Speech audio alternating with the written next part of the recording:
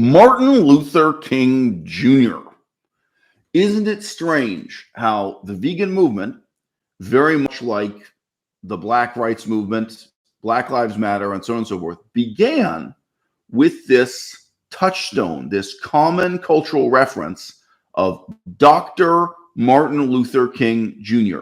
It began with the premise, it began with the recruiting promise that we were all going to be like so many thousand little Dr. Martin Luther King Jr.'s. It's certainly very easy to imagine African-American children especially growing up with the picture of Dr. Martin Luther King Jr. in a textbook, hearing his voice from televised interviews, whether they literally shown in the classroom by their teacher or seen on YouTube, through internet media, shown to them by their parents. Documentary, the life of the great man being presented to you. Dr. Martin Luther King Jr. certainly chose the right time to die, to be immortalized in this uncritical way as a faultless, stainless hero. If you've done a little bit of research, you can easily imagine how if he had lived for just another 10 years, he might be remembered very differently. If he had gone on to become a corrupt elected politician in his old age, things might be remembered very differently. But no, he died at the right moment and is thus immortalized, in the mind's eyes, having this certain symbolic value. Now, I have fans from Poland. I have fans from Hungary. I have fans from all around the world. I really do wonder what the hell it means to them when Dr. Martin Luther King Jr. is held up in this way as a self-evident, complete explanation of how it is we're going to accomplish political change personally as individuals in our conduct and collectively as a movement. That all we need to do is point to the example of Dr. Martin Luther King Jr. and everybody in the movement. They're like atoms clicking together to form a molecule. Oh, we all know what to do. I keep telling you, the worst thing you can do is think you're the smartest person in the room and talk to yourself. Because now you got two crazy people talking. And I keep telling you that. These dudes ain't trying to hurt you. You're making it happen. You're making that happen. You in a fucked up situation. And you need to start knowing that so you can act right and you can do what you need to do and move on to your family. Take him to Detroit. No! No, not Detroit! No! No, please! Anything with that! No! He was a professor, ended up in jail as a lawyer, Indiana left-winger. Could have been the next Peter Singer. Every day compares himself to MLK, says he'll die for the cause, still wants to get away like OJ. I went vegan primarily because there was a girl in a group that I was a part of who was vegan and I wanted to impress her. And I failed, she didn't like me, and I also didn't fully go vegan.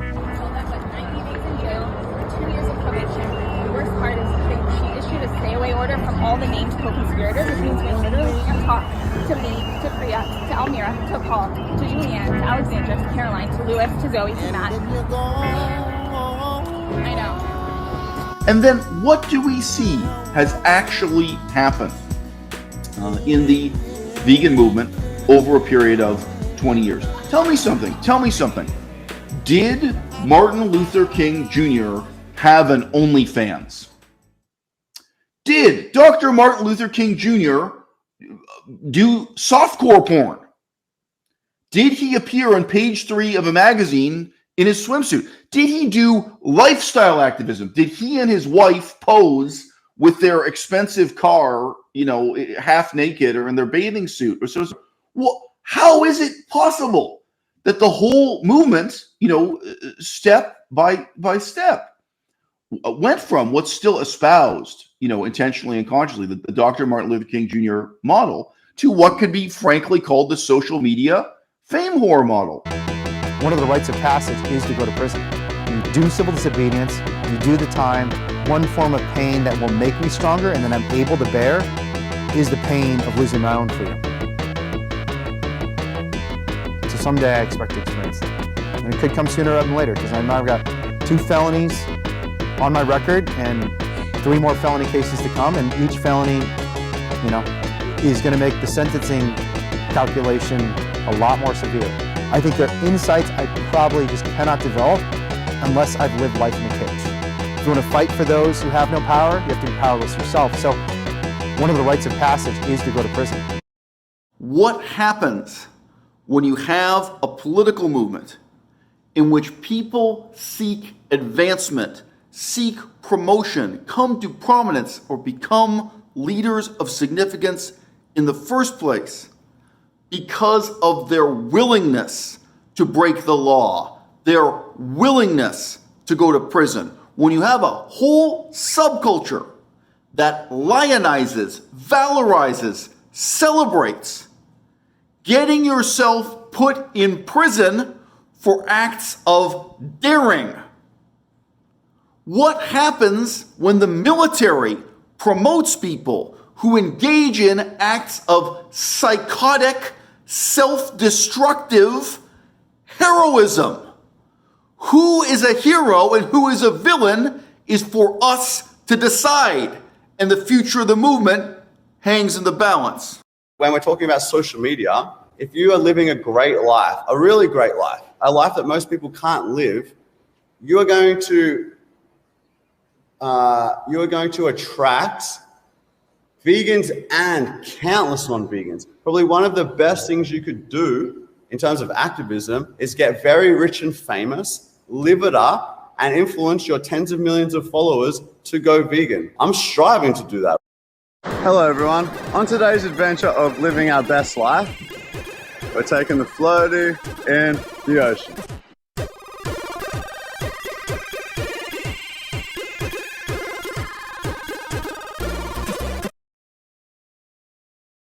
I understand some people are frustrated with my pointing the finger relentlessly at this problem, at the core of, at the center of the vegan movement in the 21st century. They say, oh, well, can't we talk about Aristotle? I get it. You know, I do have quite a few. If you just search for the word Aristotle, I have quite a few videos and live streams on this channel talking about the philosophy of Aristotle. How delusional would I have to be to sit here and tell you, look, guys, the most important thing for us to buckle down and deal with in veganism, in ecology, even in sort of pro-democracy movements, any political movement you want to talk about in the 21st century, the most important thing for us to wrestle with here is the legacy of Aristotle's politics. I wish this were true. We have to have some kind of debating club about properly understanding Aristotle's intellectual legacy. No, of course, if we can just be honest about it, this is the single greatest problem, and it's not short term. It's not going away. The problem is intensifying. The problem is becoming greater and greater in its scale and significance. Quoting a man who was famous because of the vegan movement for many years, John Venus, the truth is, I never really valued my physique or appearance much. The reason I pushed myself as hard as I possibly could was to be a quote-unquote billboard for veganism, a lifestyle I once thought was my life mission to promote with everything I had. Now that I have fully left my vegan identity behind, I find no reason to train like I used to anymore. I have also struggled with being a fitness person, taking shirtless photos that did not always have the effect I intended, inspiring people to eat plants. Even while preaching body positivity and self-love, it never felt like me, as I did so while having an unnatural-looking body that incites desire, even lust in others. A lower state of consciousness. Of course, it's not the only problem. I'm going to mention these other problems in parallel because you can imagine how they shape who attends an event, who gets to speak on stage at an event, and who reciprocally is silenced, who is relegated to the audience and refused the opportunity to speak, who is promoted into a leadership position. And this promotion may be formal and it may be informal. It may be an organization like PETA selecting someone to make them into a spokesperson, selecting someone, giving them a promotion to a position of power. And it may be through informal crowdfunding, whether that's literally donations on OnlyFans, followers on Patreon, the number of views people get on YouTube. It's a selection process that's somewhat spontaneous, organic, and grassroots, but that nevertheless chooses winners and losers. It chooses who gets to have a voice and who does not, who has power and influence and money and fame, who it is that is a de facto important person in the movement and who is insignificant.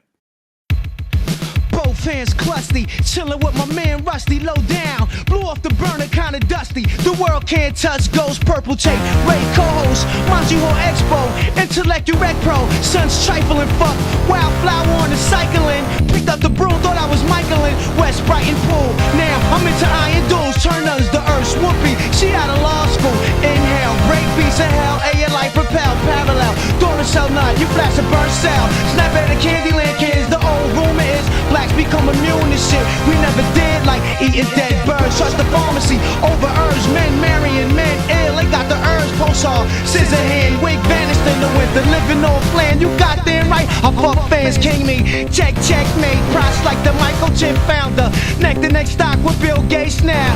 When we hug these mics, we get busy. Come and have a good time with G.O.D.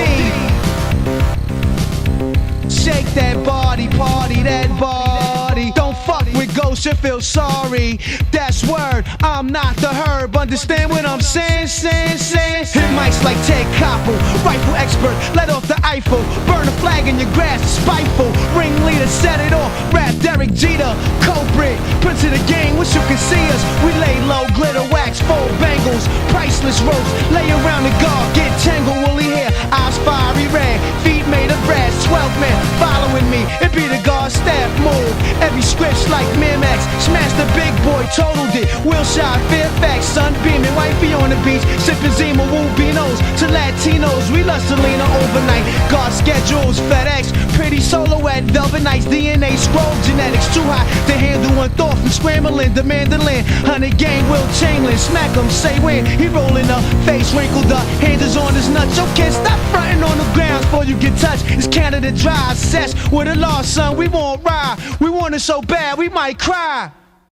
You know, can you imagine a political movement where this was my experience with the Green Party in Canada when I was a member of the Green Party, where the conferences are dominated by communists. The vast majority of reasonable people who show up, whether they are left of center, right of center, or right in the center, they show up, they see this is a bunch of crazy communists. They see what each speaker says when they get up at the podium. They realize this is organized by, this is dominated by communists, and they silently stand up and walk out the door and never come back. They don't debate with you. They don't have a conflict with you. They just, oh, I thought this was about ecology. Now, what it was they were expecting, you know, it could be they showed up at an ecological event and they thought it was going to be a bunch of people who care about forest habitat, a bunch of people who care about hunting. You know, they could be people who are hunters in the forest. They might have expected a lot of conservatives who are into conservation. All kinds of different reasons why people may be interested in ecology. Certainly one particular psychological type is the kind of tech geek, the nerd who really likes solar panels and really likes wind farm power generation. Someone who wants to really get into the technical details of electricity and that side of it. You know, there are all kinds of different personalities they might have been expecting to encounter. And then they show up and realize, okay, whoa, this is basically a front organization for the Communist Party. I'm out. So I've been in that situation, but I was the one person in a million who was bold enough to actually confront the speakers, you know, to actually stand up and get in the mic and say, I can't believe, sorry, I forget what year it is. I can't believe this is the year 1998 and this is what I'm hearing. I can't believe I'm hearing statements that are pro-Stalin and pro-USSR you at a Green Party event or at an ecological event. Now, sorry, obviously in that circumstance, I mean, this was Toronto, Canada, around the year 2000. Obviously, if you actually want to exclude communists, that's going to be a different kind of policy with different kinds of implications. If you're supposed to say, no, we're not going to let anyone on the mic, you're going to be banned or kicked off. If you're a communist or making pro-communist statements, that's going to entail its own problems. Okay, so tell me something. You know, let you care about veganism, you care about ecology, you care about global warming, you care about these issues. What happens when you go to an event, you go to a conference, you go to meet people face to face, you're looking for colleagues, you're looking for people who are going to work with you to change the destiny of mankind frankly. Yes, and spare the suffering and misery of millions of animals, however you want to put it. Okay, that's what you're looking for. And you show up, and the whole event is dominated by dietitians and nutritionists who just want to talk about rates of diabetes, rates of heart attack, rates of cancer, and the impact veganism can have on those things. Now, unlike communism, unlike making excuses for Stalin and Mao Zedong, okay, that's not evil. Also, unlike, say, the economic theories of Karl Marx, that is not a debunked pseudoscience. A lot of what dietitians and nutritionists have to say about the vegan diet in relation to heart attacks, cancer, blood pressure, diabetes, whatever the case may be, there's scientific merit to what they're doing. Nevertheless, so a guy like me, I'm going to walk out the door. And again, I want to repeat this. There is a kind of exclusion that goes on here. You will show up at that event and you will have the impression correctly, oh, I can never be on stage. I can never be the person in the microphone. I am going to always be silenced in the audience. I'm going to be relegated to the audience where I don't get to speak. All I get to do is applaud and donate money because I am not a medical doctor. I do not have a PhD in nutritional science, chemistry, one of these. Okay, so I'm disempowered by this. Now, again, could also be a conference where it's like, oh, well, I'm not a communist. I've got one of these left-wing academics with credentials, a degree in Marxism, or what was it, labor organization theory or something as a code word for Marxism or communism. I'm not one of these people, so I can never be on stage. So I can never be, I will always be relegated to the audience this way. Now, again, we can imagine other hypotheticals.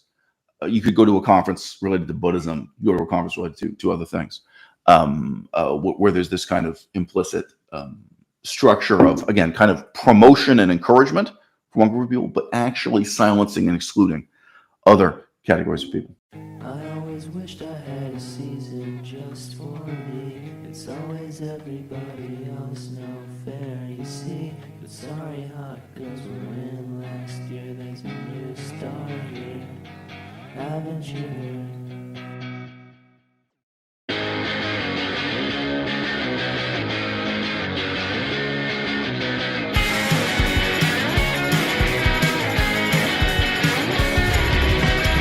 Everybody tries to make us look all bad. Well, those people about to get really fucking mad. 'Cause there's a new trend on the beach today. It looks good and it's gonna stay. 'Cause it's a white boy summer. The real stars back in town. If you got a problem, younger. This one's no girls allowed. What's the point of hot girl summer anyway? You wear swimsuits on Instagram every day. You know who really gets to be the big show off. I'll tell you now, 'cause it's better off when it's a white boy summer. We worked out just for this. Now we're gonna get some numbers. This one couldn't miss.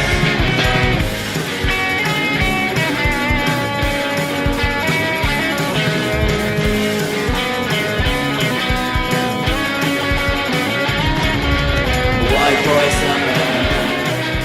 Real stars back in town. Come on. It's not right. It's not right. It's not right what y'all doing. I came from the ghetto too. Same as all of you did.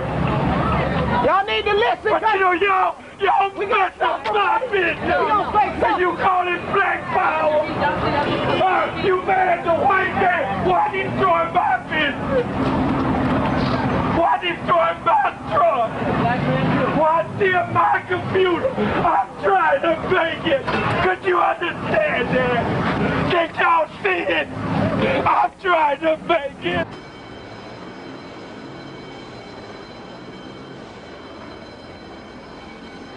The riots this summer killed 47 people, well over $1 billion worth of damage. It doesn't matter whether that felony rioting happened here at the Capitol. It doesn't matter whether it happened in Portland or Chicago or Atlanta What you allow is what will continue. You either approve of the rioting that happened this summer and at the Capitol, or you don't. White boy summer, we worked out just for this. Now we're gonna get some numbers. This one couldn't miss.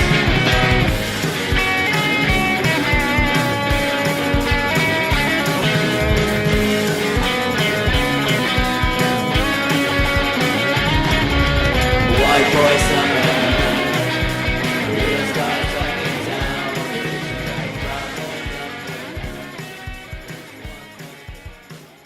I had a conversation many, many years ago with a YouTuber who is today called Vegan Gaze.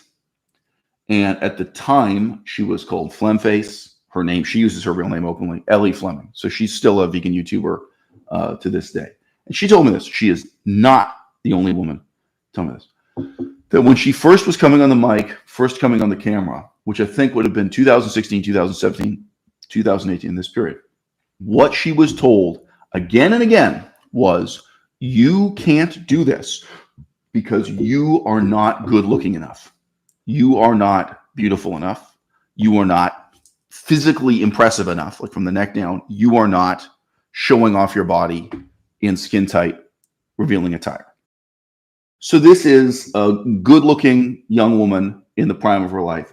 And that is what she's being told again and again and again. Nobody said to her, you can't do this because you've never read Aristotle. Nobody said, hey, you aren't politically sophisticated enough. You aren't at a high enough level of knowledge of politics, philosophy. You are not intellectual enough to take on this job. And nobody said, well, you don't really have enough in common with Dr. Martin Luther King Jr. Right? This is a funny thing. From day one, and so consistently still to this day, what we're told, what we're taught again and again and again is, be like Martin Luther King Jr.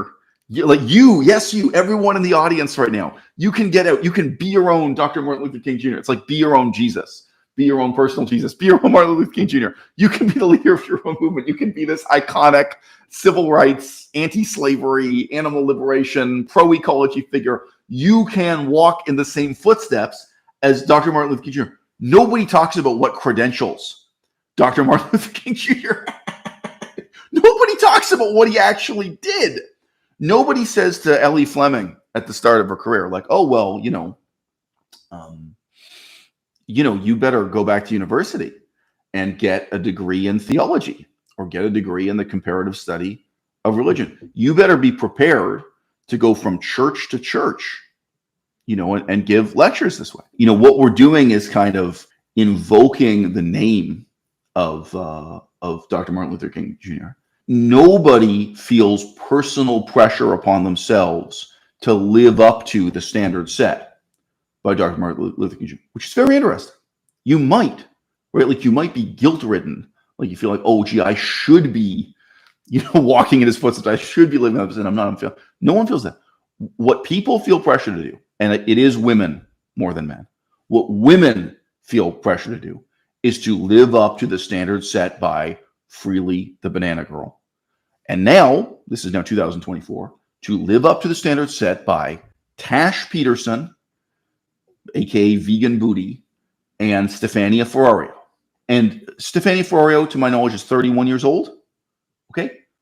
30, 31, thereabouts. Okay. It's not going to last. There is going to be another Stefania Ferrario after Stefania Ferrario. There is going to be another Tash Peterson, okay?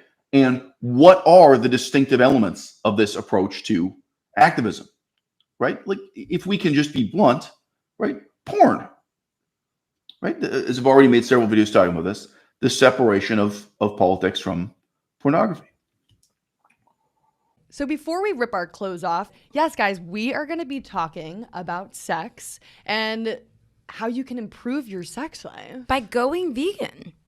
He started out as a revolutionary on MySpace. Ran for mayor like Harvey Dent, but now he's behind bars like Two-Face. He keeps it rolling. His every crime is committed on camera. If you donate to support him, he's scamming you. Not a cult leader. Animal rights, Jordan Peterson. Owns a compound rent-free for a follower, living in immersion. The average activist is a high school dropout. He dropped the bomb, now they pay for the fallout. Fully horizontal, centralized shit. The money is in one bank account with his sister's name on it. Some money in the fame, power, and respect. Bad news, bro, it's jail that comes next.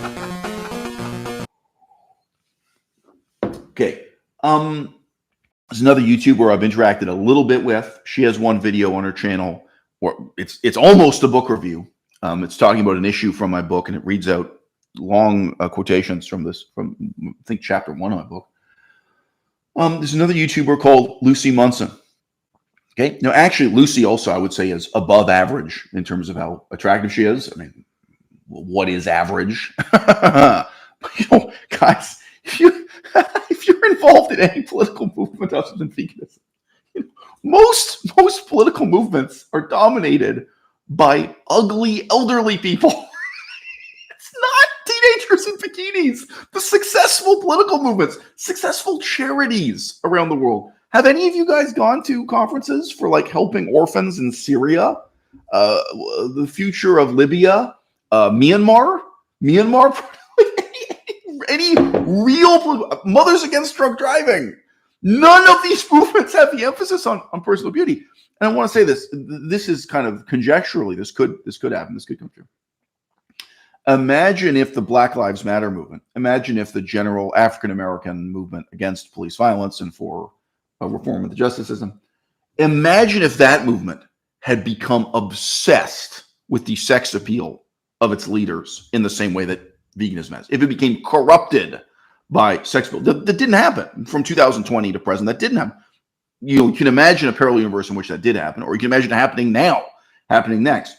It's just not the case that the most influential voices for Black Lives Matter, who appeared on the news, who published articles, and who received millions of dollars in donations, it's not the case that they were beautiful Black women who had an OnlyFans account, who did porn, or even like Freely the Banana Girl. To my knowledge, Freely never did porn, but who do kind of erotic YouTube videos, erotic bikini photo shoots on Instagram. That didn't happen with Black Lives Matter. It still could. It's not too late. Maybe the next generation of African American radicals will be, women in bikinis, and maybe men like Timothy Sheaf, men like James Aspie, where 9/10 of their appeal is seeing them with their shirt off, and nobody is asking these questions about them either intellectually or ethically.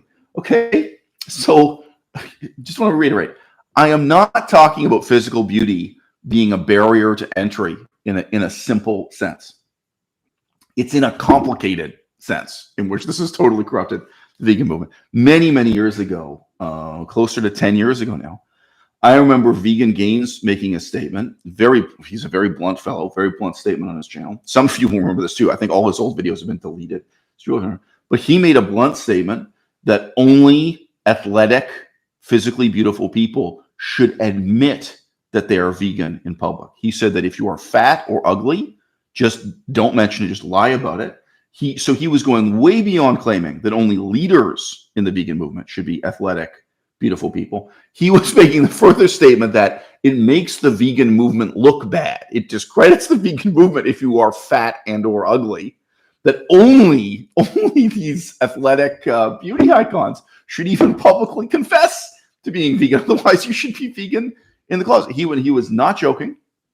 He was dead serious, and that was how he viewed the present and future of the movement. Okay, so this other YouTuber, Lucy Munson, that's the name she uses for a YouTube channel. And again, she's read my book, or she's read part of my book, at least.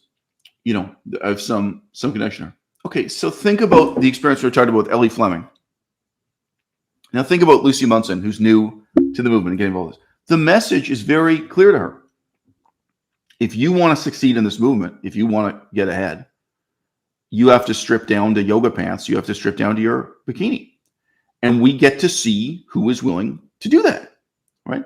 So from day one, I'm going to Jamie's Corner. Okay, Jamie. So this woman, one YouTube channel is called Jamie's Corner, but her name is Jamie Logan. Right. Okay. So sorry, Jamie Logan on Instagram, Jamie's Corner on YouTube, and she has a separate channel for her podcast. So she is about 24, 25 years old. I assume she's been on the internet since the age of 15 or something. You know, like she's very conditioned. From day one, she was down to play this game by these rules. She is showing that she is willing to be the new Freely. She has her bare midriff out at all times. She has bikini shots. She has so on and so forth. So, you know, this is massively influential. And the way in which people are excluded, right, it's not overt. But the way in which people are excluded from a conference about ecology that's dominated by communists is also not going to be overt. They are not going to openly say to someone, oh, well, you're too conservative or you're too liberal even. You're not on the far left enough, so we're not going to let you speak, you know, or we're not even going to let you.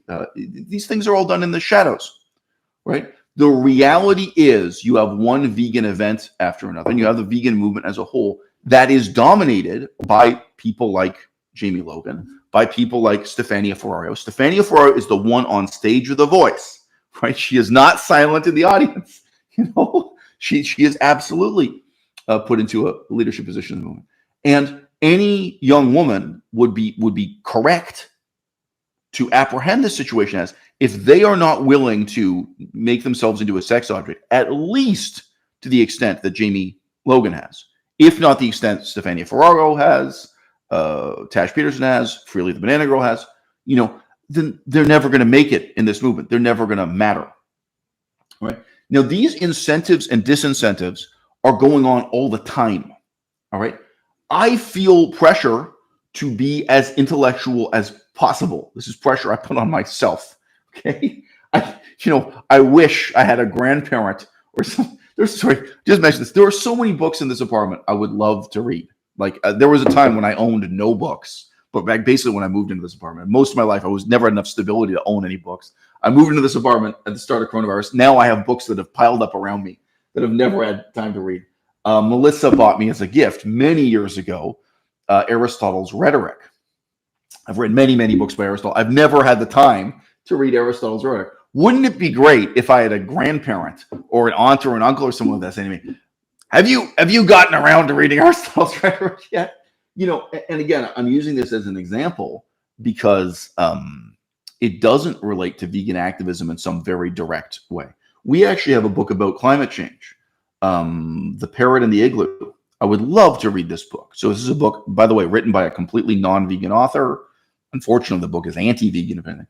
But it's a book about the history of science and pseudoscience behind climate change. So the history of the kind of the scientific discoveries, and then how various industries and politicians paid for and supported research attempting to debunk the other research, attempts to distract and derail from the conclusions of climate change. So this is the political science of climate change, you might say.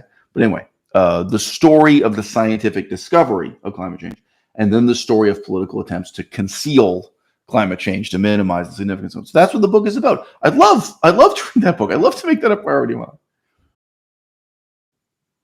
If you are a vegan on YouTube, okay, going to the gym and looking good with your shirt off, male or female, is your highest priority. There is no pressure on you to be well-read whatsoever, neither in terms of like, you know, really important ancient philosophy. You know, we'll just keep using Aristotle as, you know, to be a well-read, well-rounded intellectual, someone who can really muster impressive philosophical concepts, right? Nor in terms of what's currently going on, what's currently breaking. Sorry, the book I'll never have time to read. Anyway, so this is an expose on Donald Trump. Politics don't. I love to read it. That's why I bought it. In case you hadn't guessed, you know, good luck. That's why it's on the table too. You know, there is no pressure on you to be well read about current political issues. Donald Trump, Iran, Iraq, Joe Biden, China. None. Absolutely zero. Okay, and male or female, there is enormous pressure on you to look good with your shirt off. The Fed's on his case, but pretty women too, like a hero. They follow where he ego for the monies and the fame. His life is a chase. Donations in the millions, teenage bitches wearing blood and chains. A whole movement that exists just for one man's ego. A philosophy of equality he's quick to forego. In school he was weird. No, he never had no female. And he's admired and feared. Big titties coming in email. Everyone likes to quote numbers off of social media when they indicate success. When there's a YouTube video that's been uploaded and it's got 1 million views, everyone's really eager to say, look at all this success, look at all this interest. This shows that the movement is growing, that we're winning, that we're making progress. And nobody wants to stop and take the time to look at and really think about the evidence of failure. This is the front page of the YouTube channel for Direct Action Everywhere, and they get fewer views per video than I do. He was a vegan with no pay, Taiwanese DNA, competing with Buckrock in California. This ain't new. Charles Darwin invented the game. They had crowds at the slaughterhouse chanting his name, and some ayahuasca hottie saying, chain me up, Wayne. Whether or not it's presented to you as an overt barrier to entry, the incentives and disincentives that exist in the movement at all times are focused on this element of physical fitness and sex appeal. So guys, if any of you have anything intelligent to say in the audience, you can say this. There are many kind of parallels I want to deal with here briefly. And by the way, Melissa, if you want to, Melissa's become an expert in this stuff too. I mean, look, Melissa had her own YouTube channel. Melissa had her own Instagram. What? Tell me something, Melissa. Well, I was putting pressure on you to be as intellectual as possible. I was putting pressure on you to have real political substance, have something to say of real political substance, so on and so forth. But I think it is fair to say the pressure on Melissa, again, is negative pressure, and also what would be rewarded. It's all about ass, people. I mean, that's about it. There's just nothing else going on. This is not a war on drugs. This is a war on murder. She was a teenage redhead, pretending to be dead, in the dairy case for that vegan street cred. Her lipstick like Priya, a few shades too red. That don't mean she won't testify to the Fed. Rachel Z used to work at Chipotle. Now you can see her nude on TV. Blood-soaked boobs at the Bernie Sanders rally. She's only half as clueless as Cassie and Zoe. And all they know how to do is fuck and lie. They'll snitch on you till you know better than the last guy. You know better than the last guy. Young wild niggas living street life on the edge, not knowing if tomorrow they can turn up dead. He did too much to live and too much to turn back. Lay bleeding, wonder why it had to end like that. Some bled to death. It's fucked up. He was a good nigga. Word up. Are these numbers bad? Is it a bad thing to put out an invitation for an animal rights conference and have only 432 people click on the video? Have only 432 people express enough interest to watch a 1-minute video inviting them to attend a conference you're organizing? Well, I think you would feel these were bad numbers if you had donated $1 million, if you had donated $100,000, if you had donated just $10,000, or if you were one of the people who had spent years in jail. Because the main way Direct Action Everywhere claws its way onto the front page of the newspaper headlines is by putting their own activists, putting their own followers behind bars in one illegal stunt after another. Nobody asks me what I think or how I feel about the current generation of would-be leaders of the vegan movement. And for me, those are two very different questions. What I think about something is very different from how I feel about it. I'll tell you this. I criticized the hell out of Gary Yourofsky. I've criticized the hell out of James Aspie. I've criticized the hell out of Joey Carbstrong. I think all of those people, each and every one of them, have seen my videos criticizing them. And in many cases, I've heard back from them, or I've heard back from them through a friend of a friend, and so on. We're a lot less than 6 degrees of separation apart, right? I know those criticisms for each of those people. And I hope that even in my harshest critique of these people, you can tell that in terms of how I feel about them, How I feel is not that they're bad people. Even if they are, even if I think they're bad people, even if I know that they're bad people, I'm telling you this right now, I don't feel like they're bad people. I feel like they're people who ended up in the wrong job. I feel like I'm looking at someone who's a good person, who could make some kind of positive contribution to society in some other role, but they just ended up choosing the wrong career. Maybe Gary Yourofsky should have stayed in hip-hop. He used to be a rapper. Did you know that about him? Maybe James Aspey should have kept on working in tourism. He used to work in ski lodges and on pleasure boats, tour cruises. You know what? I mean, all these people, I used to even say about Durian Rider, if he had just stuck to repairing bicycles, it wouldn't have been a problem. He could have run a bike shop and fixed bicycles, but he shouldn't have done what he did as a leader of the vegan movement. I don't really feel that I'm criticizing bad people. I feel that I'm criticizing people who are doing a bad job because somehow they've ended up responsible for the wrong things. Cute girl in college who I wanted to like me, and she never did like me, so I never even mustered the courage to ask her on a date. But I liked her and I wanted to impress her, so I went vegan. But it stuck with me. And so I was going to work almost every day at Northwestern, going to the top floor of the garage, and hanging my legs over the top, just staring down and thinking about throwing myself off the building, just killing myself because I thought, I had no friends. I'd never even gone on a date. But I feel like I want to do more, and I want to do more like hands-on stuff. Because this, like, I'm more like aggressive. Yeah, you want to get to the front lines. I have to, like, whatever it takes. Yeah, like what, like chaining yourself to things and yeah, absolutely. Yeah, yes. We've done some of the convenience before outside of slaughterhouses and factory farms, and we're gonna do more of it. And you can get arrested for that, right? I mean, I'm down for it. You can get arrested. Take me to jail. I don't care. Seriously, that's I can tell. Take me. Yeah, I'm serious. Take me. You got the passion for it. No, literally, take me. I don't care. As long as like I can like help them, you know. I had no friends. I'd never even gone on a date. I had nothing in my life, like, because I, was just so socially awkward and stilted from, at that point, 25 years of a lot of isolation. I guess I'm a bit more relaxed than most vegans, and I don't even like using the word vegan because people are sometimes upset with exactly how I use the word, how I define it, or the situations in which I think it would be permissible to eat animal products. So if you look at the definition of ethical veganism, look at what it's actually about. It's a lot more sort of inclusive and relaxed, I think, than might be represented by certain vegan activists that you might see on the street screaming about, drinking milk under any circumstances. Anyway, I want to pull in some parallels from religion, but I also want to briefly pull in a parallel about stand-up comedy. When you think about the situation for stand-up comedians, Manhattan Island, New York City.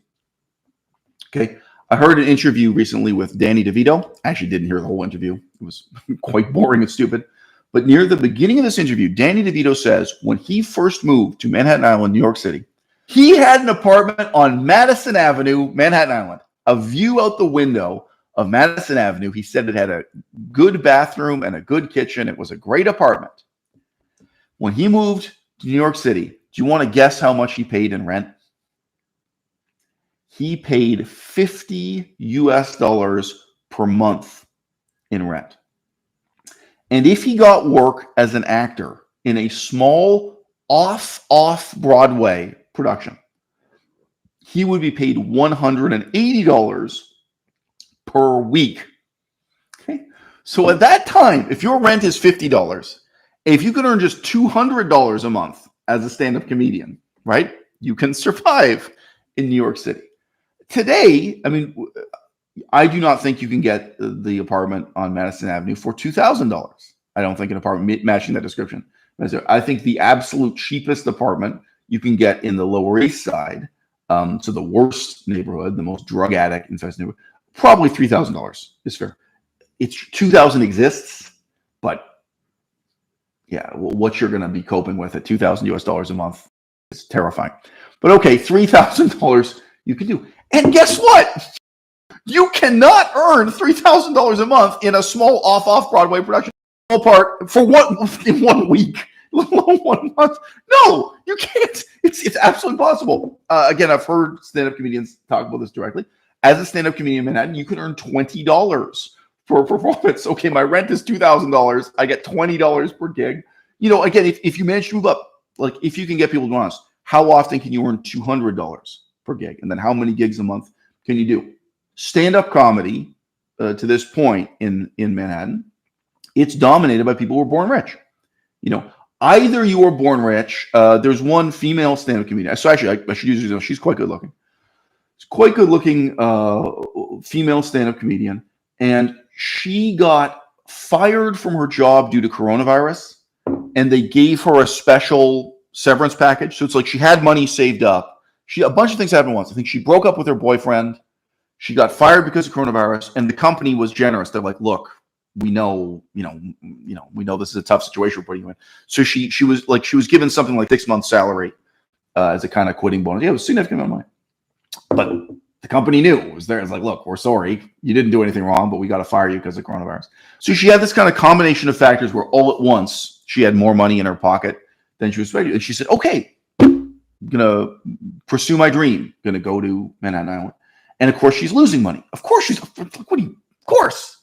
Think about the gamble involved there, So, you can be someone with a part-time job and maybe you live in your parents' place and you don't pay any rent, or you're in this kind of extraordinary situation. And then there's porn, right? The financial potential, the ability for you to pay your own rent by doing OnlyFans. And I have seen, again, Melissa and I have just been involved with stand-up comedy. I have seen middle-aged women. I remember one woman, she'd already had a child. She was a single mom. I think her child was about 8 years old. She was totally good looking enough to do hardcore porn on OnlyFans. Really had her physical fitness together as a middle-aged woman. And the point is, if you're doing stand-up comedy, people see you and they feel, some kind of chemistry because they're watching you be the center of attention on stage. Hopefully you're witty and intelligent on stage too. There's some kind of hook there. You're not just another faceless member. Oh, and now I put her name into Google. Oh, it says link to my OnlyFans. Okay. My point is this. We could now see stand-up comedy completely corrupted from the inside out in exactly the same way. If you are a stand-up comedian, male or female, there is more money in being a personal trainer. There is more money in being a fitness influencer. There is more money in doing sexy softcore, look at me in my skin-tight gym outfit. And then there is more money in hardcore porn than there will ever be for you in this generation in stand-up comedy. So that pressure is there all the time. So there's more than one kind of selection in politics and entertainment. But one form of selection is just attrition. Who lasts? Who survives? Survivor bias. So if you are making enough money doing porn on OnlyFans to just keep going back to the stand-up comedy club, to keep trying again and again, to keep auditioning again and again, that can lead to your eventual success in a movie or in whatever. You get an HBO special, right? That enables you to try and try and try. Yeah, to improve your craft, but also just to roll the dice, to keep showing up at the stand-up comedy, to stay there until 3 a.m. or whatever. That's the other thing. You might say, oh, it's easy to have a part-time job with doing stand-up comedy. The hours involved, it's not easy. It's very hard to combine with any other job. Okay, so there's more than one kind of selection. It's not necessarily, oh, you're a sexually attractive woman, or oh, you're a man on steroids. You're a man who's gym maxing and on steroids. Therefore, we're going to let you on stage. Therefore, we're going to give you the chance. No, it may not be up. It may be the way those pressures work over time. And yeah, anyone who's been involved in stand-up comedy will notice the overrepresentation of men on steroids. Okay, so, my point is this. You have an ongoing cycle in which the life of the mind is not valued, is not rewarded. Being well-read, even in terms of current events, just politics this week, this month, is not valued, is not rewarded. Okay? Let alone bring you some higher, intellectual standards to bear. And then what is rewarded? What is being selected for? Who are the people who have staying power? Who are the people who are going to survive from 1 year to the next, from 1 decade to the next? within vegan activism. No, it is not a minor footnote that currently the most prominent vegan activists in the world are Tash Peterson and Stefania Ferrario. It is not a minor footnote that they are the people on stage and they are the people making the money, so on and so forth. I do think the exceptions prove the rule. I utterly despise Wayne Xiong. Wayne Xiong, if you don't know, was the founder of a vegan group called Direct Action Everywhere that I utterly despise.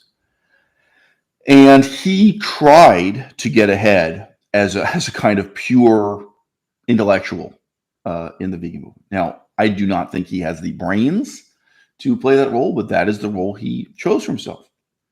And whenever I talk about this with Sky, so Sky is another vegan YouTuber here. He's appeared on my channel. I've appeared on his channel. What he says about Wayne Xiong again and again is that whenever he raises Wayne Xiong as an example in conversations with other vegans, the response is, who? People don't even remember him. He's not a name that's known or recognized. So Sky is primarily alluding to face-to-face situations with real-world activism, but he's partly, of course, talking about internet conversations like this. Now, look, again, I am Wayne Xiong's opponent. I am his harshest critic. Nevertheless, of course, he's one of the most important and influential people in the vegan movement in the past 20 years. He absolutely is. His philosophy, his approach to action, it deserves to be discussed seriously. In my opinion, it deserves to be criticized and rejected seriously. Not Stefania Ferrario. So even a guy like Wayne Xiong, who has had millions of dollars donated to him, he certainly had several years in a row of having about a $1 million per year budget to burn through. And Direct Action Everywhere is now a multi-million-dollar organization. He has now set up his own separate organization. He's had a lot of money and so on. Just being real with you, I do not know how much money Tash Peterson receives a year. It would be interesting to know. I do not know how much money James Aspey, like the male sexy shirtless icons burn through. It would be interesting to know. But I think there's a really interesting sense in which Wayne can't compete. I am not only willing, but eager to evaluate my own YouTube channel as a failure. It's not a model of success. It's a very interesting, very instructive failure. But even I can manage to get 2,800 people to watch my video stating my very provocative, very unpopular, very challenging view of Aristotle's politics. So there are some strange little accomplishments along the way here. And trust me, if I had published my views on Aristotle as an article, even if it had been an article in a newspaper, there is no chance 2,800 people would have listened to what I had to say or read what it was I had to set down in writing. So how can we evaluate the failure of large-scale, well-funded movements like Direct Action Everywhere and Extinction Rebellion that not only have received millions of dollars in donations, but that have appeared on the front page of newspapers again and again, that have managed to claw their way into the headlines, primarily through illegal stunts resulting in mass incarceration of their followers again and again? Just to quote this headline here, more than 1,000 Extinction Rebellion activists taken to court. Think about the cost in time, effort, and ultimately money. Somebody's going to have to pay for lawyers to go with this. And think about what could have been accomplished in terms of filmmaking, publishing, research, any kind of positive activism, or even setting up a pancake stand that gives away free pancakes. What could have been done instead? And what ultimately was the point of this model of disruptive activism? Just to get 500 people to watch a YouTube video? Extinction Rebellion manages to get 77,783 views per month. That is very closely comparable to the range of viewers I get in a normal month on my channel. But I have never once been on the front page of any newspaper. If you add up all the money that has gone to this YouTube channel, it has never reached $1 million, let alone $1 million a year. There's no comparison. And I am not asking my followers to put themselves in prison in order to promote my social media career. And just credit to Melissa. This is actually Melissa's example she gave me yesterday. The face of the Black Lives Matter movement was Patrisse Khan-Cullors. Patrisse Khan-Cullors is hideously ugly. Okay? No offense. By the way, keep in mind, oh, you're advocating for ugly people. I'm pro-ugly in this movement, guys. It's not okay. You know, at no point was Patrisse in the situation of saying, look, I can't get on stage because it's all fitness influencers. It's all bikini models. It's the movement is dominated by the lust for physical beauty, where that's all that matters. And no point was like, oh, well, Patrisse has now forgotten her period of fame and influence was short-lived. Like, oh yeah, but then, you know, like before and after, the ocean of beautiful people who are just competing to be America's next top model dominated the Black Lives Matter movement. So, by the way, guys, in case you didn't guess, I'm also the harshest critic of Black Lives Matter. My point is, even something like Black Lives Matter is a positive contrast this way. Peter Singer, probably on the top 10 list of most famous vegan advocates, even if he is an advocate for veganism, I have many times harshly criticized. Peter Singer comes out to support Extinction Rebellion, and they got 70 views in the first 6 months that this was online. If I simply downloaded this video, added my own snarky commentary and criticism, and re-uploaded it to my own channel, it would get more than 70 views in the first hour. Jerome Flynn, a genuinely famous actor, endorsing and giving an interview to this movement and appearing on their YouTube channel. Click on the thumbnail now. Maybe not famous in the United States of America, but if you live in Great Britain or Europe, you probably know who this is. Georges Monbiot. Oh, and about as famous a name as you could possibly get an endorsement from, Sir David Attenborough. I do not mean to suggest to you that this type of celebrity endorsement is in any way meaningful. What's meaningful is the depth of the failure that this reveals.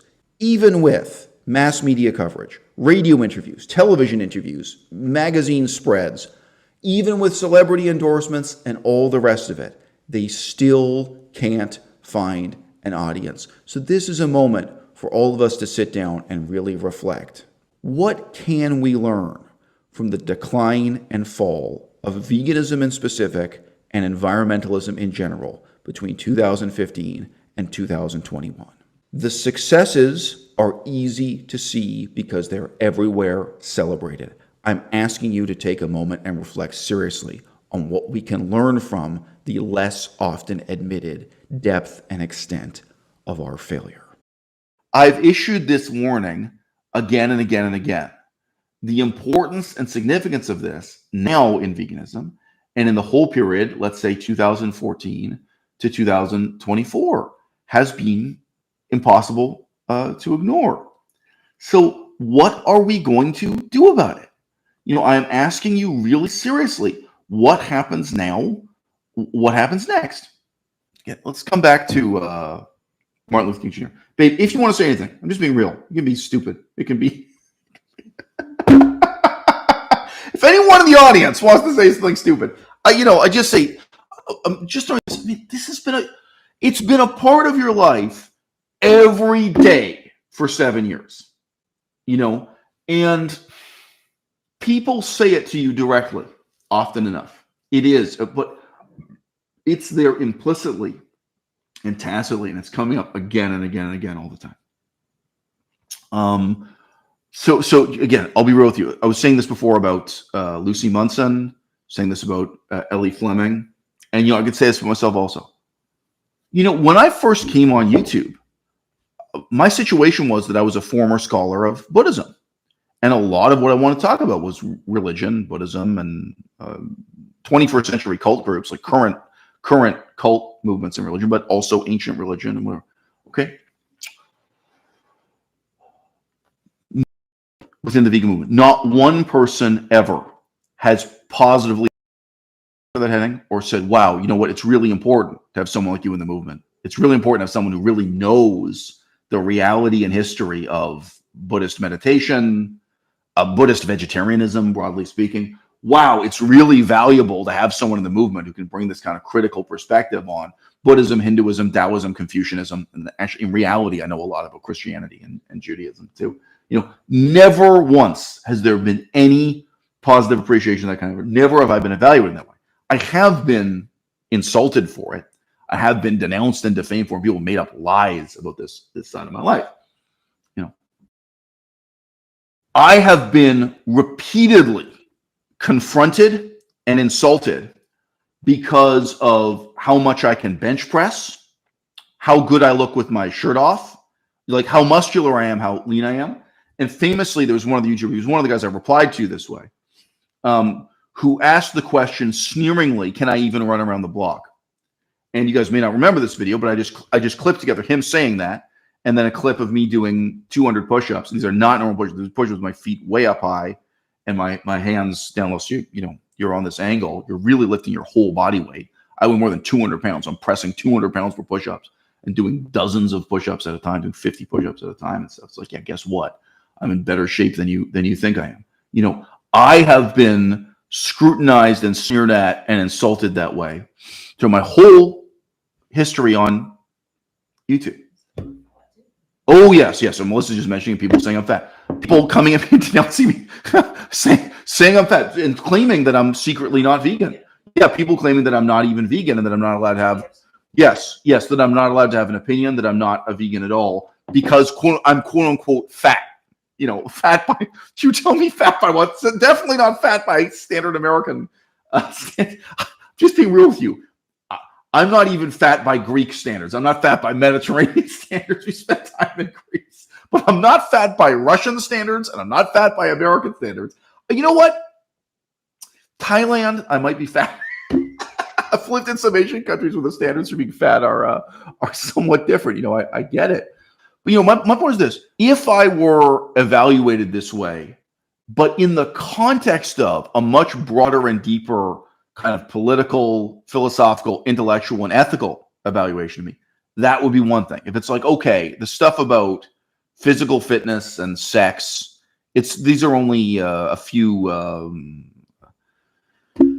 feathers in the nest, but then there's all this other really substantive stuff about philosophy. That would be one thing, but it's not the case at all. You know, on the one hand, no, all that I've ever dealt with is this pressure to be, I guess, a Tim Sheaf style sex symbol when I take my clothes off. Nobody's willing to start about. So I mean, Tim Sheaf, part of the problem with him is religious. You know, part of the problem was just stupidity. Tim Sheaf believed that the Earth is flat and all this stuff. You know, but you know, part of it can just be phrased in terms of stupidity or whatever. But you know, no one thinks, wow, it's really valuable to have someone who's incredibly well informed about history, politics, philosophy, and religion. Because Tim Sheaf is also a religious nutcase, as are a huge percentage of the leaders in the vegan movement. Oh, here's a guy who actually knows what he's talking about when it comes to it from an atheist perspective, from a skeptical perspective. No, there's absolutely zero positivity. And look, again, to be fair, in case you guys think I'm feeling sorry for myself, also there are women who want to have sex with me. There's also positivity under that heading where it's just women, you know, whatever. Even if I'm fat, they want to fuck my fat ass, whatever. You know? I'm somebody's type, let me tell you. It's like, you know, and that's also a perpetual source of disappointment to me because women get in touch with me and want to have sex with me. And it's like, you know, my response is like, oh, have you read my book? Like, you know my work? Like, what? You know, again, oh, so which, like, I've covered so many topics. Oh, so do you want to talk to me about Aristotle? Like, what is, like, of the many, many things you could be interested in, you could be responding to my channel. You know, are you interested in the comedy side of what I do, the music side of what I do, the dead serious politics side of what I do? And it's like, no, they just want to have sex with me. Like, that's my experience again and again. These women appreciate me in a completely non-intellectual, non-ethical way. So yeah, that's the drumbeat of the movement. And it has been for 20 years. And again, guys, not every political movement is like this. This is just not.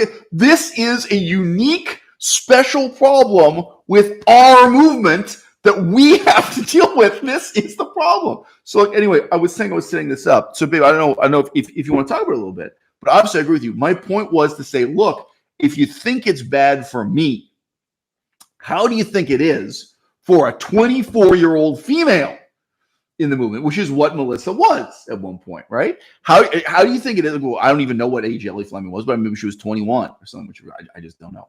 You know, how do you think that is? And everybody knows it. Everybody knows the rules of the game. Sometimes they're implicit, sometimes they're explicit. You were going to say some stuff about just the pressure match you got.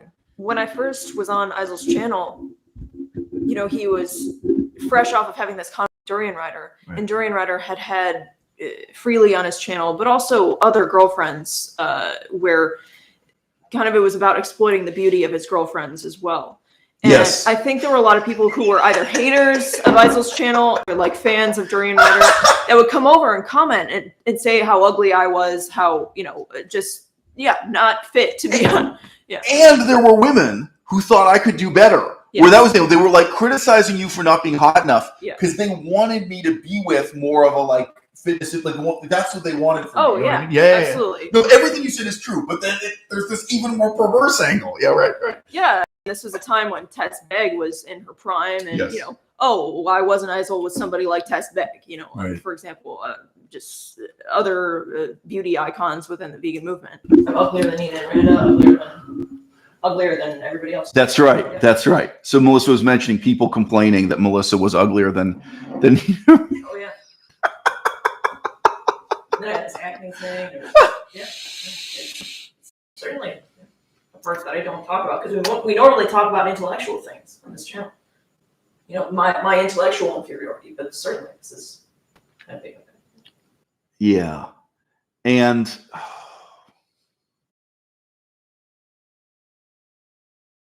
all of this has grown out of this commitment to being like Dr. Martin Luther King Jr. You know what I mean? Like that's what makes it even more fucked up. Don't you want to be like Dr. Martin Luther King Jr.? Don't you want to be like Mahatma Gandhi? Don't you? Yeah, we get some shout outs saying Melissa is hot. Yeah. It's just that is real.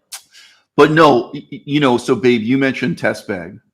You know, I think another big example there would be, say, Nimai Delgado. You know, obviously at that time, Freely and Durian Rider themselves, you know, it's like there are only so many paths open to you within vegan activism. And one of them is sexually exploiting yourselves as a cute couple, you know, where you are the hashtag goals sexy couple. You are, now, I just want to be real with you. Nimai Delgado's wife, Bianca, she is hideously ugly to me. Like, to me, Bianca Taylor is ugly. You know, I've got my own proclivities. You know, I'm just being real with you. But nevertheless, I realize what the product is there, and you realize what the kind of fantasy is they're selling to the audience, and so on and so forth. And you know, we've been through different periods on this channel, but one of the fantasies I wanted to sell to the audience, by the way, this is for us within this apartment. This reality is, hey, my girlfriend and I read Aristotle together, literally. And in terms of, again, there's this kind of selection and pressure. The most recent book we read together was Utopia by Thomas More. This is one of the most important books in the history of civilization. Terrible book, but it's really, really important. Now, this was really like my third time reading the book, but like the first time I was a child, you know? And there was one time, anyway, it's not worth going over, but it was a long time ago that I read it the first two times. But anyway, we sat down and I read it to her out loud. So that really forces you to go through a text slowly. You can't just flip and skip through it. We went through this in some detail, and you can imagine we're sitting there reading the book, and every so often we stop and talk about the political philosophy behind the book. Okay, guys, so just say, we are an intellectual couple. We are living the life of the mind, and we are presenting that to you. And even quite early on the channel, so we did a book review together. Yes, so it's a book about the corruption and dysfunction in the university system called Academically Adrift. That was right at the beginning of my sexual relationship with Melissa. It's been sexual and intellectual from day one. You know, But my point is, there have been many other books we have made videos about together, discussing together. And there have been books we read together where we didn't bother because we didn't feel there was an audience for that. And there's kind of positive and negative pressure of that kind. Also now, Melissa and I, for a couple of years, we've been drifting into the comedy thing. It's like, okay, can we be kind of more positive by doing these satirical songs, by doing stand-up comedy, by getting into a more creative kind of filmmaking? Okay, instead of like making a depressing documentary film, can we do something satirical and comedic that makes the world a better place that way? So we have different things going on. I am not in any way deluded about what I like about Melissa, what I appreciate about Melissa. And I am not in any way deluded about what the audience likes about and appreciates about Tess Begg. What the audience likes about or appreciates about, the current belle de jour is lean beef patty.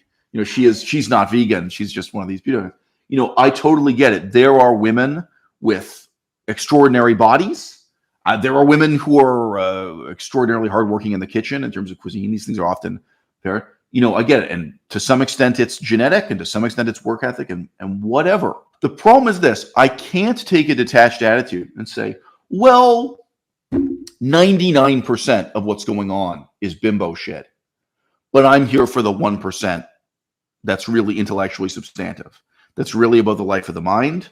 It's really intellectually substantive, ethically substantive, politically, like my point is, it's not even 99% versus 1%. It's 100% versus 0%. Now, I would just say this speculatively. If beauty and sexuality are an element of the American Democrat Party right now, and they are. I've made videos talking about this. Alexandria Ocasio-Cortez, her status is totally a result of her sex appeal. And it's pathetic, and it's bad and evil and wrong. It shouldn't be like that. People really do flatter her through the bigotry of low expectations. She is not held to the standards a man would be held to. She is not held to the standards an ugly woman would be held to. Just because okay. But this is not remotely 99% versus 1%. It's not like you show up at a Republican Party conference and say, okay, fine.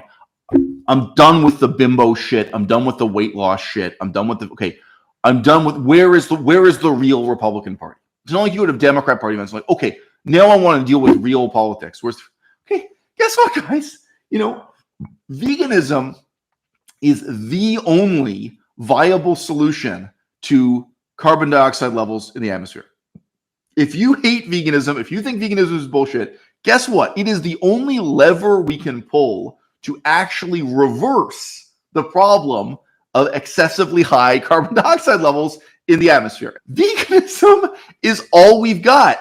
And that movement in this pervasive, corrosive, corrupting way has become utterly dominated by porn stars, by people who are willing to exploit their beauty and their appearance sexually.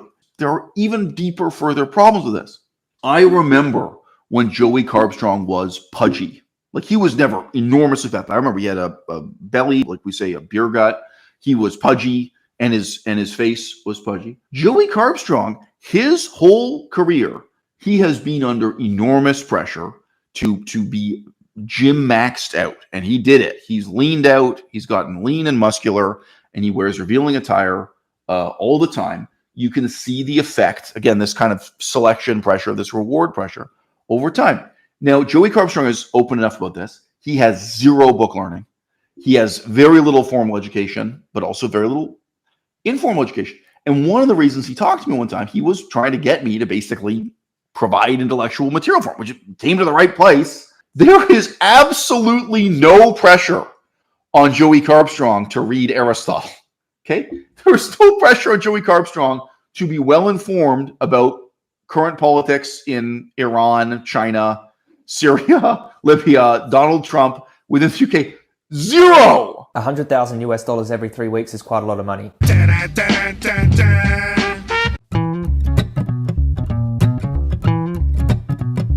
In this screenshot, Paul shows that he had already felt that their funding was going to be cut, so the narrative I'm seeing that I set out to defund AV is just not true.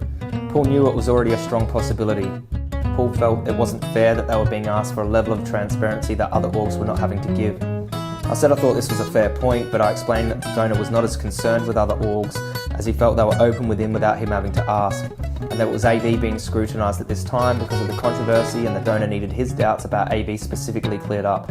I finished by saying that I felt there were other people in the movement who wanted AV cancelled, but I wanted to help them to continue to receive their funding from this donor.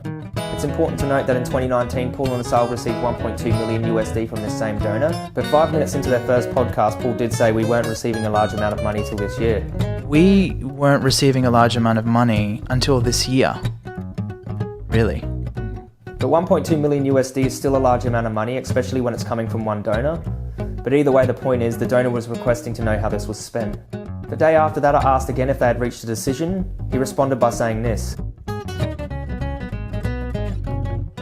After this blunt message from Paul, I stopped my communications with them. Paul and Asal then sent an email response directly to the donor, refusing access to their charity accounts, instead offering an accountant's report, and the donor decided to part ways with them and to cease funding. I'd like to finish this video with a possible solution recently brought forward by the donor.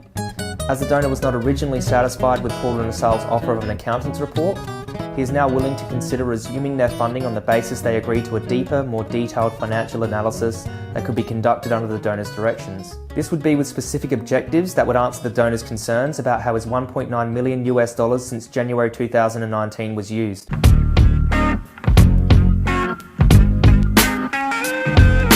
So let me ask you, let's say Brooklyn, New York.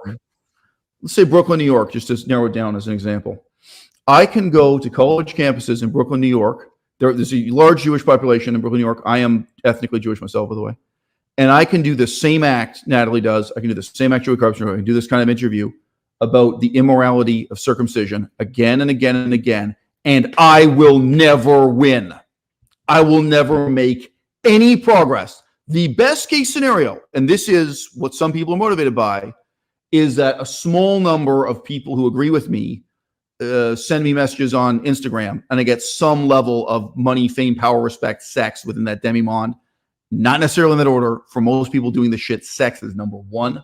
Like there was someone who said, "Oh wow, I saw those videos of you confronting Orthodox Jews about circumcision, and that's so bold." And yeah, one thing is, yes, that exists. Okay, but being real with you, the vast majority of people are never successful as Joey Carbstrong. They're never successful as everything. They never even have a good sex life come out. They never do. I'm sorry, like the long tail of failure is hard to see on the internet. You see a couple of positive examples. Say, "Oh wow, this is successful." You have no idea how many people try to imitate freely, do exactly the same method as freely, exactly the same method as during whatever. And the vast majority of them never got more than 100 views on a video. You know, and then you can look at how many people never got more than 1,000 views of it, never got the positives out of it, neither financially nor sexually, nor even in terms of having friends. I'm sorry, guys, like my YouTube channel was a failure, but I dwarf. I mean, sorry, look at the other fucking people's Sky interviews. I'm so much more successful than these other people you interview. Some of them have never gotten 100 views in a video. So that's one side of it. But my point is, even if you are successful in this sense, you start having sex with your fans who hook up with you via YouTube comments or via Instagram, you get some kind of ego trip out of it or some kind of success.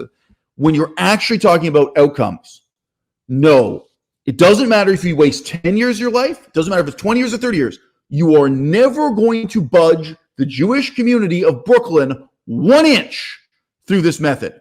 You're never going to make a legislative difference. You're never going to influence the non-Jewish atheist community of Brooklyn. You are going to make absolutely zero impact.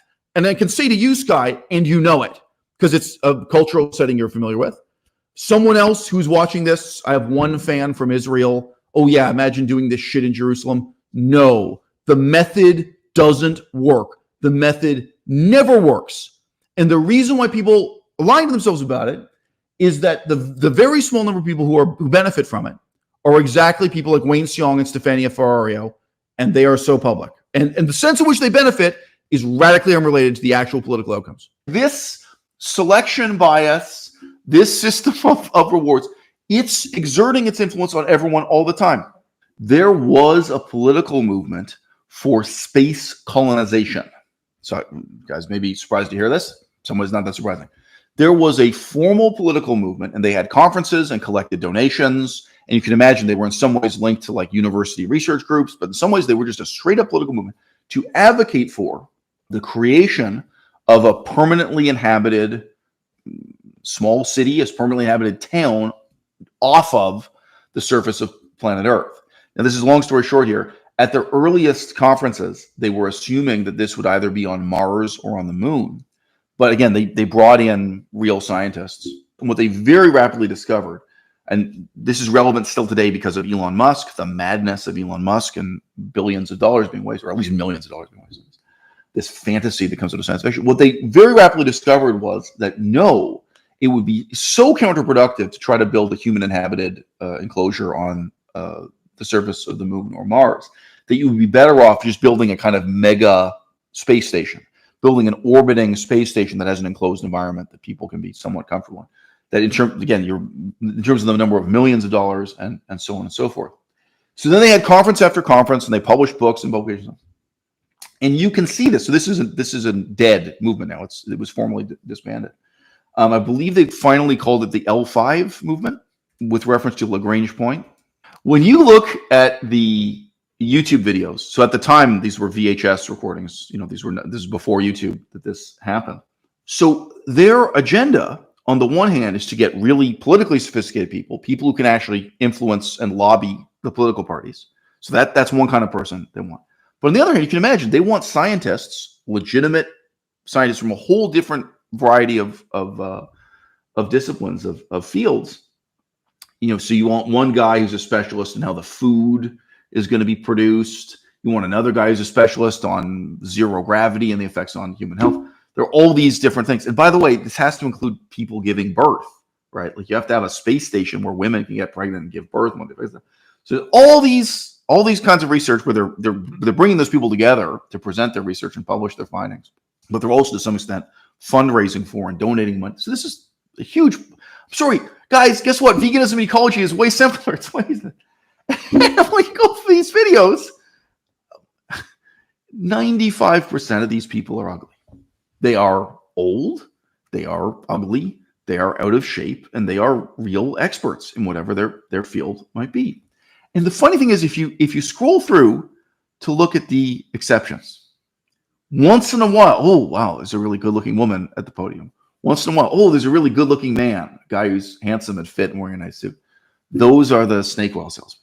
There were some show business people, put it that way. Now, again, I'm actually not aware of this. It's possible at some point they had someone who was a science fiction author or even a movie star from a science fiction. I can imagine someone that coming to a conference like that. Just all those people worship. Obviously, they all love science fiction. They love Isaac Asimov. They love movies about Mars and space colonies. It's possible they had some Hollywood people like that come. Oh, here's the actress from Total Recall. Here's the actress from this movie about Mars or space exploration. Here's Sigourney Weaver. It's possible they had some sexy people, men or women, related to that side of it, right? But they were not the leaders of the movement. They were not the people who controlled the money and the fundraising and the destiny movement. They were a sideshow, right? And then there's a real show. There's a real political movement. There's real science, real politics. And with veganism, with our situation today, right? There is only the sideshow. There is only the freak show.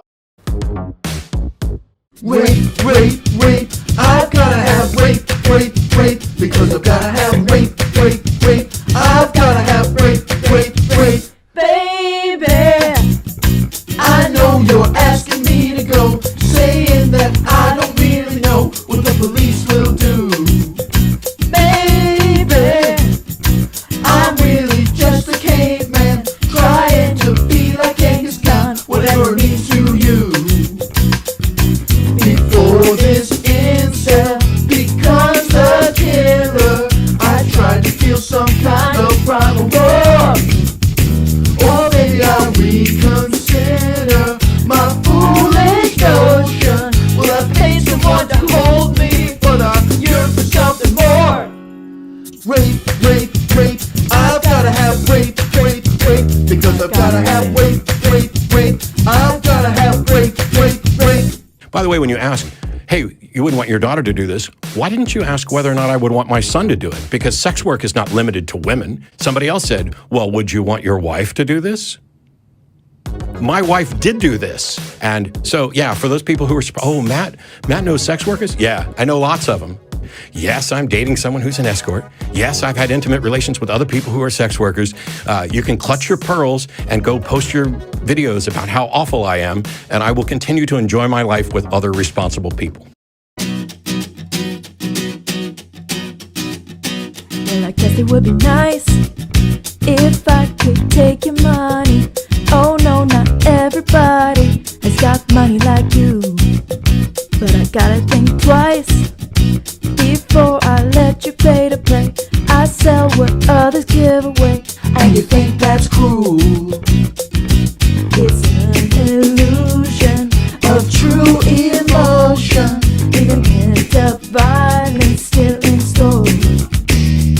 Your need to be loved is only made worse when you pretend that I'm your girlfriend, but really I'm a whore. But I've gotta have simps, simps, simps. I've gotta have simps, simps, simps. I've gotta have tricks, tricks, tricks. I've gotta turn tricks, tricks, tricks. Amen, sir. And you know, I'd like to add to that, how do you even get there from a secular worldview? Right? Because I understand how Christians get there because they think sex is evil and terrible and bad. But if you take that away, then how is sex work shameful in any way? Why would that be any different than working at Burger King? We've just got to be better than that. You know, we have to go back to first principles and ask, okay, if this is immoral, why? Yeah. You know, give me a good argument. Yes. I'm waiting to hear it. Me too. So there is this counterposing point of view that my whole perspective is sex negative and rooted in a kind of Christian cultural guilt trip. I think this is a good place to end the video, right? Like, oh man, I remember these people. I remember when the Free the Nipple movement did not have any ironical self-awareness. You know, there are these people who argue passionately, if only we could set aside the darkness of the Dark Ages, if only we could set aside these medieval Christian preconceptions and hang-ups, if only all of us could be slutty enough on Instagram, if only we could all be libertine enough on Instagram, then we will pass through the gateway to a better world in which everybody is accepting of Stefania Ferrario and Tash Peterson doing lesbian porn, and it's just no big deal, and it's not perceived as an issue one way or another. Okay? Now, how did we drift away from Dr. Martin Luther King Jr.? So, isn't what you're saying that in future nobody will have to be Dr. Martin Luther King Jr.? I notice we're not drifting towards a world in which you get to be your own personal Jesus. You get to be your own personal Martin Luther King Jr. You seem to be drifting towards a world in which everyone gets to be a porn star, so nobody is going to judge anyone else harshly for being a porn star, right? But the problem we have now, and the problem we're going to continue to have in the future, unless we get motivated to change it and solve it, is the exact opposite. Nobody holds Stefania Ferrario to the same intellectual standards they would hold an ugly man. Nobody holds her to the same intellectual standards they would hold an elderly woman, however attractive or unattractive. If you're an elderly woman, you're expected to be wise. If you're an ugly man, you're expected to know what you're talking about. You're expected to compete with Ben Shapiro, not Ben Shapiro's sister. Ben Shapiro's sister got famous for the size of her breasts and because people found her sexually attractive. Period. Nobody has ever held her to the same intellectual standards that they hold her own brother. Her brother isn't ugly, but you know what I mean. His fame and his reputation is not based on his sex appeal. He is expected every single time he gets on the microphone to know what he's talking about and talk with passion and conviction and clarity, whatever. You know, okay. There has never been pressure on Stefania Ferrario to be the vegan equivalent of Ben Shapiro, to live up to those standards, political standards, intellectual standards, ethical standards of Ben Shapiro. And there never will be. Okay? This is not going to change. The further corruption of the movement, and frankly, the further corruption of our culture through porn and through various shades of gray prostitution, because that's what this really is that we're talking about. That is not going to lead to an intellectual paradise in which people are immune to the effect of seeing nipples, in which people are not seduced, they're not swayed by human appearance or human sexual attraction. Now look, it's rare that we can quantify this kind of thing, but I want to just give some examples where we quantify it. I went into a bakery the other day. It is both a bakery and a coffee shop. So they have a bakery side, and they have an espresso machine and sell cafe latte, cappuccino, et cetera, et cetera. And I think there were 3 young women working. 2 of these young women were moderately ugly, okay? And 1 was strikingly beautiful. And she knows it. She had her makeup done up in this certain way. The other 2 girls were not making any effort with their appearance. Her makeup and her clothing, she is strikingly beautiful. Okay, so tell me something. The 2 ugly girls, is the bakery going to pay the 2 ugly girls $15 an hour and pay the beautiful one $100 an hour? Okay, this girl, the beautiful one, if you don't pay her more, you can't keep her on staff. She has options. She has other ways to make money that the ugly girls don't have. So what are we doing as a culture? Are we progressing toward a culture that just recognizes, well, look, so again, the beautiful girl, it doesn't even have to be OnlyFans. It doesn't have to be pornography. It doesn't have to be stripping, right? She can just work as a bartender, right? As a sexy bartender instead of being a coffee bartender at the same kind of job, pouring coffee, right? And make vastly more money than she's making here. But the reality is the door is open for all kinds of jobs there because we have, yeah, I know it's pathetic. These kind there are so many jobs that should not be based on your physical attractiveness, but they are in our culture. Melissa was giving the example of being a sexy bank teller, and I hate this. There are all kinds of jobs that should be about, how well you understand the stock market and economics and things. Being a weather girl, gee, you should be someone who's really studied the very complicated science of weather forecasting. But no, this is also just based on sex skills. So there are all these jobs that shouldn't be based on sex skills. Okay, but this girl has options. This girl, you're not going to keep her on staff for 3 months if you don't pay her way more than the ugly girls. Okay, do I have to spell out for you what the implications are in the vegan movement? So look, guys, for years I was studying Chinese. Melissa also. I think Melissa has 5 years of studying Chinese language. Not one person ever has said to me, wow, it's really important that we have someone who is bilingual in English and Chinese in this movement. Wow, that's a really important role for you to play, is that you are back and forth between Taiwan and America, between Hong Kong and Canada, between communist China and the Western world and Europe, and that you can talk about what's happening in the vegan movement in Taiwan, in Hong Kong, in communist China, that you can talk in depth and profundity about what's going on in terms of the Buddhist influence in veganism in the Chinese world, the Taoist influence, the communist influence. Communism's still a big deal in that part of the world, in case you didn't know. What a really important, valuable thing to have in the vegan movement. No one ever said, we want to invite you to speak at this conference or even this Skype call, like even an internet conference. Never once, not one valuable, positive thing came into my life from the study of Chinese, not within the vegan movement. I wrote a children's storybook in Chinese. It's a children's storybook that is partly vegan propaganda. I've had people telling me how brilliant that storybook was, how it made them break down weeping. They showed it to their mother or their grandmother and the reaction they had. This is such a great storybook for kids, blah, blah, blah, blah, blah. Again, it's originally written in Chinese. Then we got an English translation. There are translations of this story into a bunch of other language. Absolutely zero positivity. And this is now over like a 10-year period. We're talking about zero. And literally the only exception is like, oh yeah, there was a woman who got in touch with me to illustrate the children's storybook because she wanted to have sex with me. That was the reality. She wasn't even capable of illustrating the storybook. The only attention, the only audience interaction that's worth anything for me as a heterosexual man are the heterosexual women trying to have sex with me. If you were a gay man, it would be different. So on and so forth. You can insert some footnotes here. The life of the mind, even in this crude sense. And look, guys, with Chinese, I'm not the only one. When you add up other factors, okay, I don't just know Chinese. political science background, political philosophy background, Buddhism background, study of religious background. Like there are a lot of things that do make me, especially how many people speak Laotian. Again, I was back and forth Thailand. I was speaking Thai. All these other vegans in Chiang Mai couldn't speak Thai. Like, well, okay, there's actually something to build on here, guys. There's an opportunity. Zero. The sense in which the life of the body and the bimboism of the vegan movement has suffocated out any and every other possibility for something positive to happen. I see that and feel that in my own life, and in the constellation of at least several thousand people I've had ongoing contact with in the vegan movement over 10 years.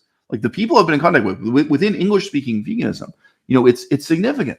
So, again, okay, I'm not trying to hate on the guy. It was just to give an example of someone who's not a fitness influencer. Ali Tabrizi. So again, if you search Ali Tabrizi, there's more than one person with the name. Ali Tabrizi is the man who made Seaspiracy. So Seaspiracy was a movie that was kind of sort of a sequel to Cowspiracy. Okay. When he was on YouTube, I saw it. His YouTube videos are all deleted. 100% of the response was women saying he was hot, women saying they wanted to have sex with him. He's an okay looking guy. Sorry. I don't remember him ever taking his shirt off. I don't really think he was in great shape, but okay, just saying he's not an obvious, but he was a sex object. That was 100% of the interest and enthusiasm. There was no pressure on him to be an intellectual, no pressure on him to be a credible political leader.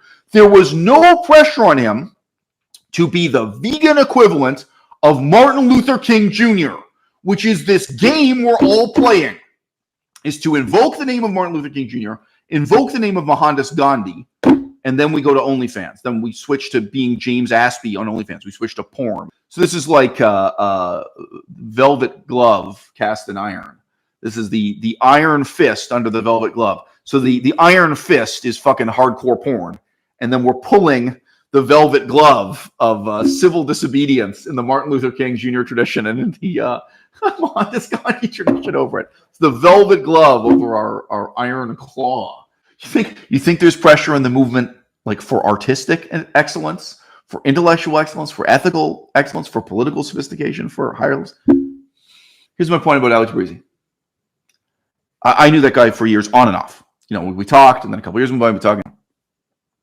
Never once did he say to me, hey, it's really important that we have someone like you who speaks Chinese. And I'm not just talking about Tess Begg. Like, I'm not just talking about James Aspie. I'm not just talking about Joey Carbstrong. Even someone like Ali Tabrizi, who is half a step closer to being some kind of legitimate intellectual. I mean, he's not. He doesn't have an intellectual bone in his body, but he made this film, whatever you want to say. He made Seaspiracy. You know what I mean? Not once. So, you guys know, I used to talk to a natural vegan, ended badly.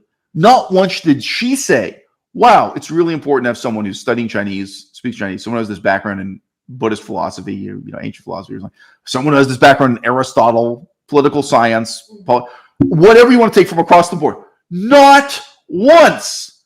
We are in a movement where all that anyone talks about is ass. And where the entire criticism of me either has to do with my physical fitness, my body, my appearance, or my sex life, which I refuse to lie about after so many years of being, defamed in the worst way possible. It's like, look, I'm going to turn this around with honesty and open-heartedness. I'm going to talk about what the reality of my sex life is. Show them my bit? I don't think I'm revealing anything because these are all issues that you've talked about in your YouTube videos. So one example of a vegan YouTuber who had quite a following, in part because of her beauty, in part because of her appearance, is Kristen Leo. Yes. And we've seen in the last year, she tried to make changes in her life. I think she's 33 years old. And it's a really good example. Go on. Right. She wanted to be more of an intellectual. That's right. For a few years, she tried to do political commentary, or at least social commentary about working conditions in garment factories and so on. And she tried to do Marxism light, you might say. Yeah, and you got to see, there was this quote that you took from one of her videos. I'm just a dumb bitch. That's right. I'm done with this. She said that of herself. That's right. Yep. So you you saw this collapse of that dream of hers. Yeah. So she's shifted, trying to do more artistic style, and also continuing to do commentary. You don't know what Suzuki is what she tries to do now. I mean, that's what she, just being, Yes. but yeah. So she had this brief time where she was on Twitch, and she was trying to do this, talk show just by herself. But she had the comments open, and you commented, actually, I know something about these factory conditions. Right. I lived in Laos. I lived in Cambodia. I've done formal research on that too. Yeah, I mean, I really do know this stuff. It's not just anecdotal. Yeah. So you see how there is no kind of that's right. reflection of saying, oh, this guy actually knows something that I don't. Right. Maybe I'm wrong. Maybe I need to do more research on this. She is somebody who's ostensibly still vegan, and she can't be positive toward you. She can't see, you're somebody who's got a lot more to say about it's a political really science. Example. It's a really telling example. Right. That's right. On one level, you can just look at Kristen Leo as someone who tried to transition. She was a model. I don't know how much success she had, but she worked as a model, so it was all about her physical beauty. And she had been briefly an airline stewardess. No offense, but also very much about her physical appearance. She tried to transition from being someone who was an ex-model, talking about fashion and purses and high-heeled shoes and shit, to doing something more intellectually substantive, more politically substantive. And then she said, forget it, it's not for me. And she regressed. She went back into what she herself would call dumb bitch content. She described herself as just a dumb bitch who cares about clothes and wants to have nice things, and exploiting her sex life, to some extent exploiting her physical beauty, but she's getting older, maybe 33 years old. She can't really do that anymore. She never was that good looking. I mean, she never had the chance Hitomi Mochizuki had. She herself, we have heard her making the comparison that she feels she should be getting as many views as Hitomi Mochizuki when she makes a similar video about her ghetto fabulous life in New York, her glamorous life in New York. We have heard that. And also there is a lot of exploiting her sex life, dating life, her she's gone from being heterosexual to some kind of lesbian. So to what extent she's going to settle on being a bisexual, we don't know. But she's been attempting to transition. But so that's one side of it. You're right. She is a kind of telling and significant example in those ways. But her interactions with me. She could collaborate with you. Right. That's right. Right. That's telling in another way. That's telling in the same way with Ali Tabrizi and all these other people. That's right. That there was never any openness to, there was never any possibility of even having a conversation with someone who really does have expertise, who really does have something to share in exactly the areas of your own intellectual and political interests. That's right. So, I mean, really, Kristen Leo is the perfect illustration of the ways in which I am alone in the vegan movement, why I'm alone, the mechanism of my isolation. And the truth is, we all know, if I get back in shape at the gym, you guys can actually see my forearm there. I'm not that far out of shape. I can be back to doing 200 push-ups a day and 300 push-ups a day in no time now. Whether or not I can sustain it is another problem. But anyway, if I get back into shape, if I start doing shirtless live streams, it won't help. It won't help me. I will still be, put it this way. I used to have this slogan on my YouTube channel all the time. I had the slogan in French at the start and end of every video. So it was graffiti in French, and I didn't spray paint that graffiti. And it said, those who are awake are the nightmare of those who are still sleeping. And it was in French. I used to speak French. It's been a long time now. I've certainly, my ability to speak French has rusted away. We are basically in a situation where the intellectuals are hated and feared by the non-intellectuals. Those who live the life of the mind are the nightmare of those who just want to live the life of the body. Can't be a mentor right now, right? In my life, I'm a fuck up myself. I need a mentor.